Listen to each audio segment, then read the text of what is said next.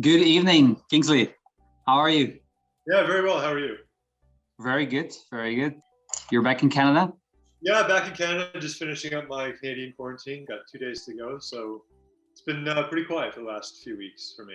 So just for the viewers here, I'm introducing you, Kingsley Griffin, the founder of the project we work with in Uganda in the West. We've also traveled together to see the whole crew, who's behind all the coffee, and it was amazing, especially with all the crazy experiments we're always asking you to do.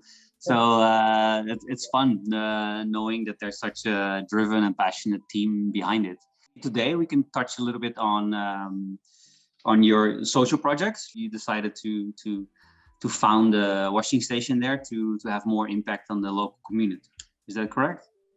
Yeah, I initially went to Uganda. My wife and I went as tourists to go see the mountain gorillas up in the Bwindi forest and to see some, lions and elephants and hippos and the rest of the stuff you see on safari.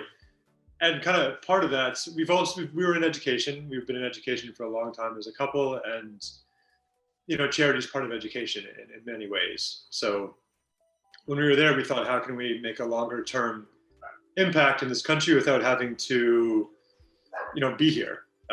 So we decided to start a small coffee farm and kind of turn over the running of that to the locals. With the idea being that we would fund the startup costs, and then once it was up and running, they could use any proceeds to benefit their communities and their families and their children as necessary. But I mean, kind of like many projects, if you're not around and you don't watch it, it doesn't really work the way that you kind of envisioned. So we spent about a year, 2 years, my wife and I, kind of bumping along, struggling a bit, trying to decide what to do. And then when it kind of came to the point where the coffee that we had planted was ready to be kind of harvested and marketed, it became apparent that to make it successful, it would need a much more hands-on approach from myself. So at the time I was living in Dubai, my wife and I was teacher full-time, and I decided that I would transition from teaching into kind of this coffee community volunteer project and see what I could do with it. And I could still do some supply teaching in in Dubai in my spare time, but it would allow me to kind of pursue a different passion in life. So I initially started going more frequently in 2007, and then the coffee turns out it's pretty good, which I had no idea. So I sent some samples off to different people. They came back and said, this is really good. We like it. Can we have more? And that was kind of the onus of okay, how do I now take this small little community project and make it into something possibly, bigger and self-sustaining and longer term, while keeping the charity aspect at the core of what we do. So this is where the transition happened from being a community-run coffee garden to being a kind of a professionally run coffee estate that had charity at its core. So we transitioned from growing coffee and giving the proceeds to the community to growing coffee, selling the coffee, and also buying coffee from local farmers, then using the income to start different charity drives so that the core of the business could still be profitable to make money to pay for the other projects. So it sort of went from being here's 20 acres of land, guys, good luck, to being here's some pretty good coffee, why don't we run this as a profitable business and then take some of those profits and put it back into different projects. So we got to that point, and then I said to my wife, what do you want to do? We've been in education for a long time. We know it quite well. We have this coffee project. How do we kind of marry the two skill sets and two passions into one thing? And so we decided to run programs around education and coffee farming and agriculture that would allow us to carry on what we're good at, but also to help the farmers in the way they need it. So we decided to go into that kind of agricultural education programs based on coffee farming. You're basically trying to combine the best of the charity with actually running a business. So creating value on the ground in Uganda for the country and make the knowledge and the infrastructure, everything available for the local people there. Your entire station is run by local people, except for one Brazilian guy who helps you do the processing, and yourself. And besides that, it's all locally hired people, right? Yeah, it's all local staff, locally trained, locally hired. I mean, I think in my experience in Uganda, it's now been my seventh year, I guess, doing this. One of the most effective ways to help or to benefit is economically. I mean, you can run all the charity programs you want, but if it only runs because you're there, the second you leave, it collapses, and you've really made no longer term impact. So exactly. By putting a sustainable business that employs 95% Ugandans and providing them 5 years of consistent employment, consistent paychecks, consistent income, they can begin to balance their budget and balance their finances. And they can kind of plan longer term. Oh, I have a job. The job pays me this much money.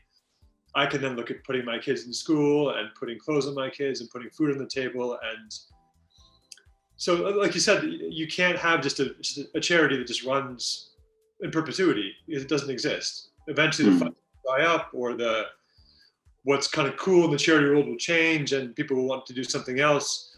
So if you want to make a long-term, sustainable and consistent impact, if you put a business that's profitable and can pay for itself and can use some of that money to pay for charity projects that the business chooses, you're creating your own charity that's self-sustaining. So you're not relying on somebody else to decide they want to help you, because if they decide to stop, you're stuck. Oh, that's cool. That's great. I totally agree. Within your company, you're also focusing on some specific programs, right? So you mentioned earlier the farm education program, and we visited one of the programs that you've been doing with the school. Can you zoom in on a couple of those that you want to talk about?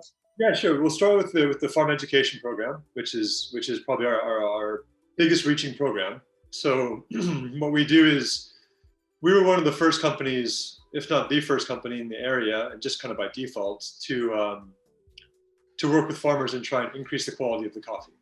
So when I first started buying coffee from around, it was coming as coffee that was overripe, coffee that was underripe, coffee that was not even coffee. Who knows what was coming. And there was no way to add any value because the quality was so poor. So I thought, okay, if I'm going to do this, I have to find a way to raise the quality of the coffee that's coming in so that somebody will buy it. I mean, there's a market for it, but it's local, low quality, whatever. So it doesn't really benefit anybody long term. So what we've been doing to impact ourselves and the farmers is offer them training in best practice agronomy for coffee.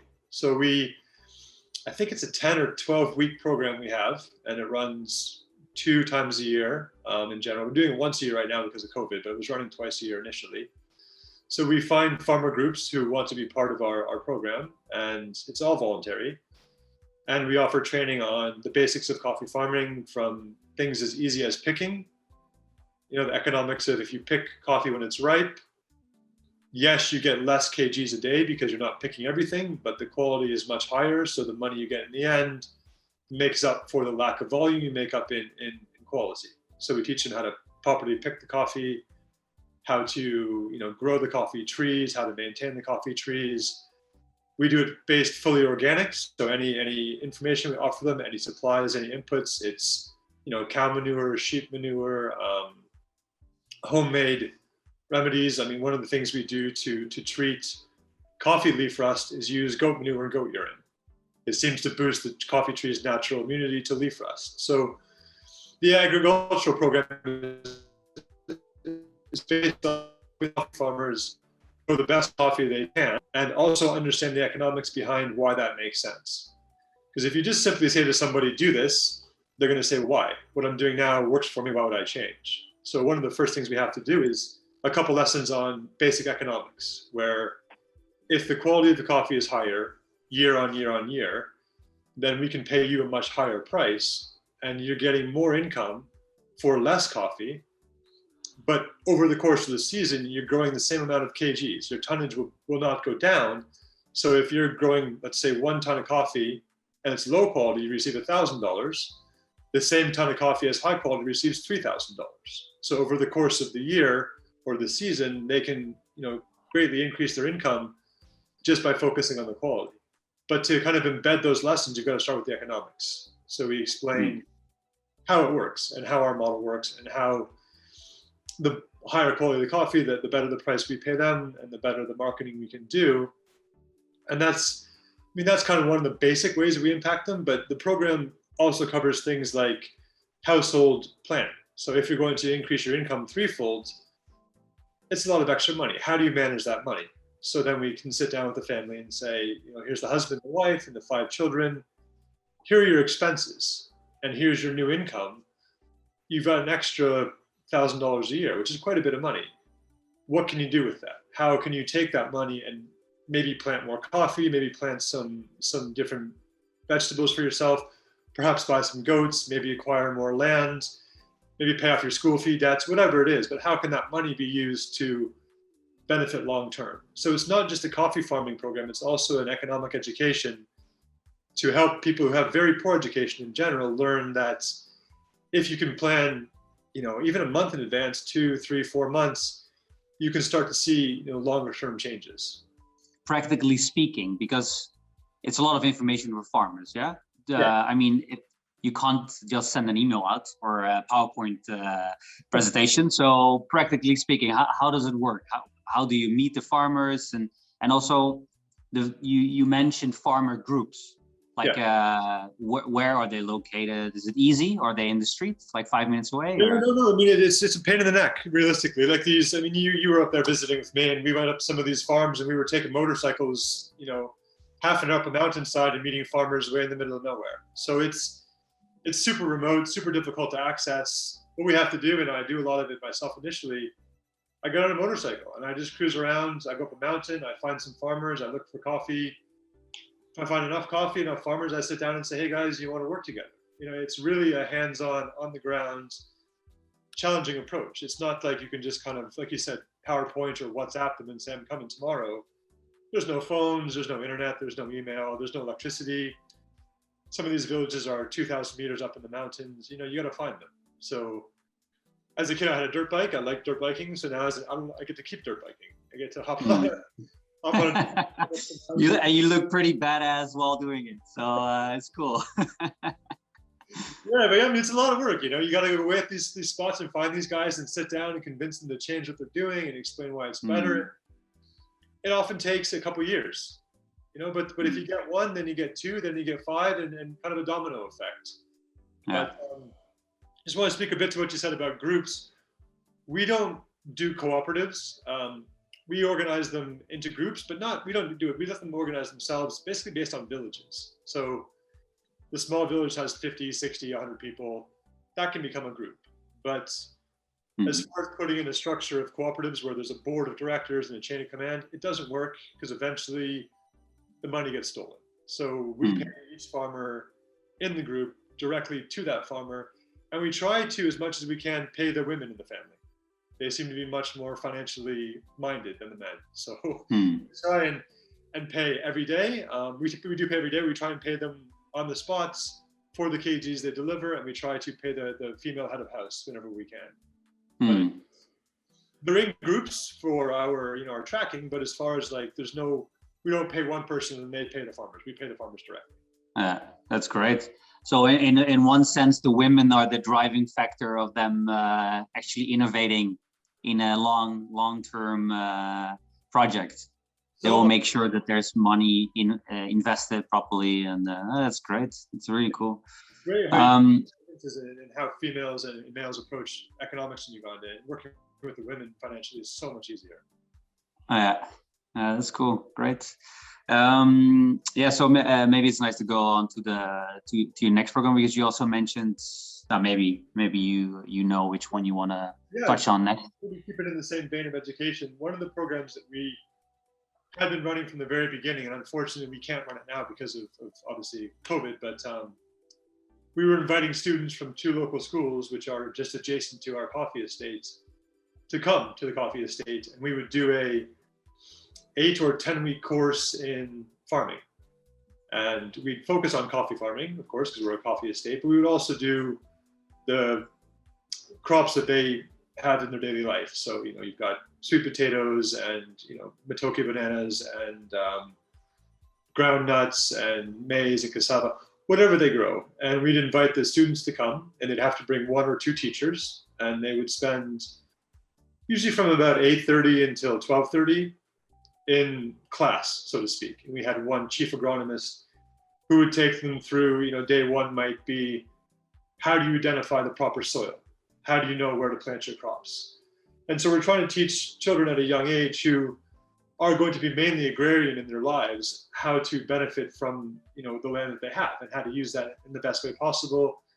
And maybe some crops grow well in some soils and some grow better in different soils. So we would teach them the basics of farming. And then, maybe week 2 would be weeding, and week 3 would be pest control, and week 4 would be harvesting. And then along the way, we also do the economics. So maybe week 8 of this program, you're teaching kids who are 12, 13, 14 about economics and how to raise more money from smaller yields and how to protect yourself economically. And, it may not sink in at that age, but it's good to expose them to this at a young age. And so the program was designed to take them from identifying your soil all the way to selling your finished product. But we did it all in-house on our coffee estates. And we provided them with the uniforms and the gum boots, lunch, any supplies. And then when they graduated, quote unquote, we had a little celebration, say, thanks for completing the course. We'd give them all some sort of farming tool that they could use as a kind of a, here you go, good luck moving forward. And we were running this consistently year on year up until, I guess, January last year, when everything kind of started shutting down.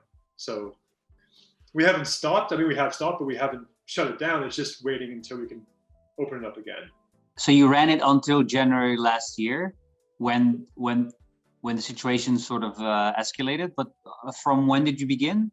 We started this one in 2017. I think I started the first class about 3 years, 2.5, 3 years. Okay, cool. So did you already see some small results? It's difficult to then go into the village and find the kids and say, what are you doing? So one of the ways that we can just or I can sort of see what's happening is just look around and see if the farmers are farming well. One of the local village mayor, he's a good friend of mine, and he's worked with us for a long time.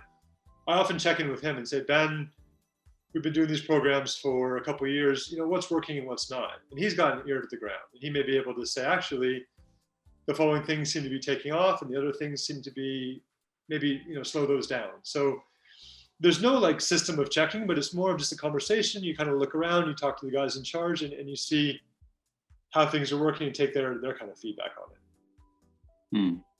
Oh, that's cool. Great. And then you had two more actually. One more with the energy development program that you were talking about, with the hydro dam that we visited as well. A couple of years ago, a friend of mine was volunteering at the hospital where I stay in Buwindi, and she was she had a master's degree in engineering and in sustainable energy engineering. And she said, she came to the farm one day and said, hey, you've got a river down there, what can you do with that? Have you thought about putting some sort of hydro micro project? And I said, no, I haven't, because I just don't have the expertise. And she said, well, I do, and I'm here for a little while. Let's try and put this together. And so she and I went down to the river and actually waded in up to our chests in the water to measure the flow and to measure the what's it called? The decline, or the slope of the river, and see if it would produce enough energy to actually power a small micro hydro project. So we spent a day wading around in the water. It was pouring rain, thunder, lightning. Not a good day for it, but I guess you're wet anyway, so what difference does it make? But we got through it, and I took the findings, the flow rate to the stream, all this sort of stuff, took it to USAID and said, my friend of mine's got a master's in engineering from Cambridge, and she's done this work. We have these numbers. Can we take this and make it into a sustainable project? And they said, USAID said, we'd love to work with you. Why don't we take it a bit further and get a hold of a company called Power Africa. And Power Africa came out and did a full sustainability impact survey and said, actually, you can do this. You have the flow rates. Your numbers are correct. And they put together like a little package, which we've been taking to different companies, trying to find the right fit for what we want to do. And what it's going to be is it's not a dam, it's a whirlpool. So you take a small amount of the water from the river, you channel it through a whirlpool, which spins a horizontal turbine. And as the water drops to the turbine, it spins this turbine, which generates electricity, which then provides power to the coffee estate. And there's no impact environmentally to the river or to any of the aquatic species. So what we get from it is enough electricity, or what we will get from it, is enough electricity to run our coffee estate, as well as power a local high school, a local primary school, and a local health center. There's a hospital called Bwindi Community Hospital, and we've been doing some stuff with them, hopefully, longer term as this builds, to give them power to one of their outreach programs where they can then do x-rays and a little more sustainable care based on the hydropower we can produce from this dam. So it's going to benefit us as a company because we'll have clean energy for our needs, but also the excess energy will be given free of charge to the local community, to the high school, primary school, and a health center. And it's free of charge, but to kind of keep everybody some sort of skin in the game, we're going to say, for anybody who's part of this, you need to keep a reserve fund. And if anything happens to the power once it leaves our estate, you're in charge of fixing it. We'll provide the knowledge, but you have to provide the finances. Because I've found if things are completely free, then they break and people say, well, come fix it. But if we say, actually, you're responsible for the financial side of maintaining the lines, then they have more ownership and it tends to work a bit more effectively long term. Oh, that's great. It shows that you have a little bit of more experience from the years you've been there, and won't make the same mistakes again. Otherwise, it'd be a lot of wasted energy. And so when you were in the river, did you tell her there was an anaconda in the river before or after you came out of the river? Maybe just after, maybe right at the very end. I think she asked me at the start, and I said, no, there's no snakes. And at the end, I said, well, actually, there's 2 pythons down here, but they're not around today, so we're okay. And she was, happy, sad at the same time. A little angry, but it was okay in the end. But yeah, there are 2 large pythons in the river that didn't come out that day, thankfully. Good.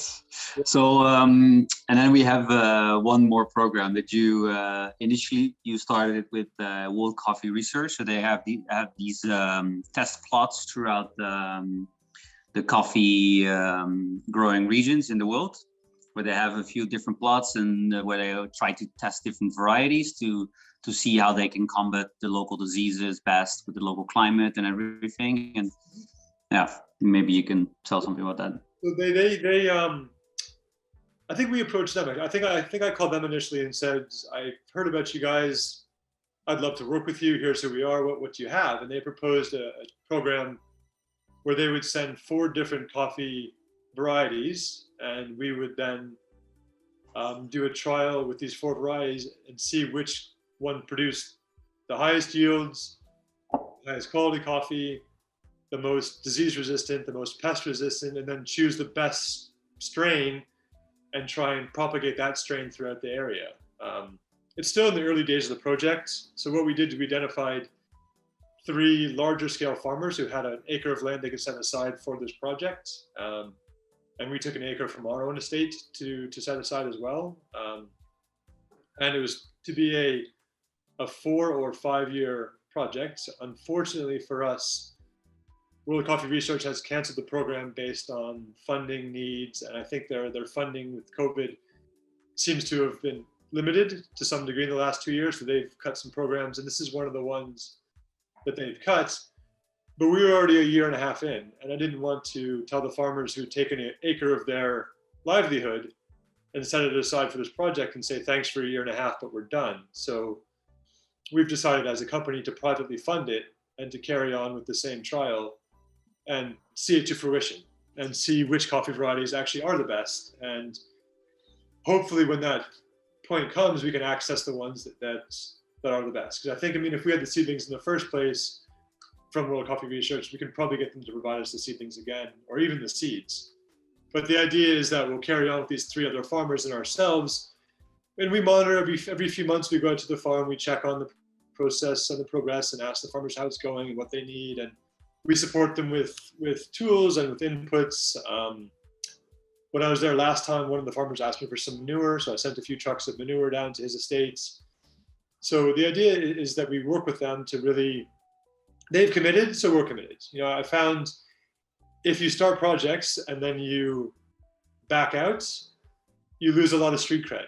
And the farmers think, well, who's this guy? He doesn't care. He keeps coming and going. So if we commit, we commit. You know, and even if it doesn't work out, we do the 4 years or 5 years, and it turns out it wasn't a great project, we can always choose to terminate it early. But I think in terms of farmer support, once we say we're in, we're in. And if we do cancel something, we sit down with the farmers first and talk about how to do that and how to do it in a way that doesn't impact them negatively. But in this case, when WCR said our funding's dried up, sorry, we said, okay, well, thank you anyway. We'll keep going on our own. So we're going to fund it for the next couple of years and see how it goes. Fantastic, man.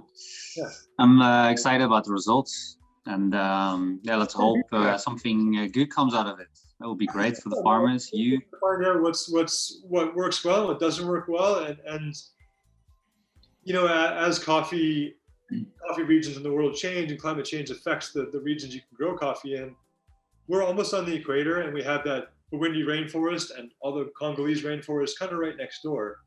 So our climate hasn't changed that much. So I'm thinking if we can get coffee really propagated widespread in a sustainable, organic method, then the farmers will benefit, and the coffee drinkers around the world will benefit. And it's all going to be done in a way that really takes the on-the-ground farm gate approach to its core and doesn't just kind of say, give us your crops, thank you very much. It's more of we're working together to see what we can do. Cool. It's a very beautiful vision to end the call with, because I can't think of anything to add to this cool insights. So no, it's beautiful. This is the reason why we want to work with you. You know, you're committed, and you go a few layers deeper into thinking how you can make a certain change and get more impact into what you're doing and do everything as efficient as possible. So yeah, it's always a pleasure to work with you, man. And coffee is always tasting great. So I'm very excited to see the incoming container and get the coffee that I've seen being picked and processed while I was there a few weeks ago. I tried processing those few little beans here, but it didn't come out as good as yours. Maybe you need to come back with some training. Come on back, and we'll put you through the training course. Cool. I will for sure. Thanks, man. All right, man. So yeah, thanks for viewing, everyone, and have a beautiful evening. Okay, take care. Thanks a lot.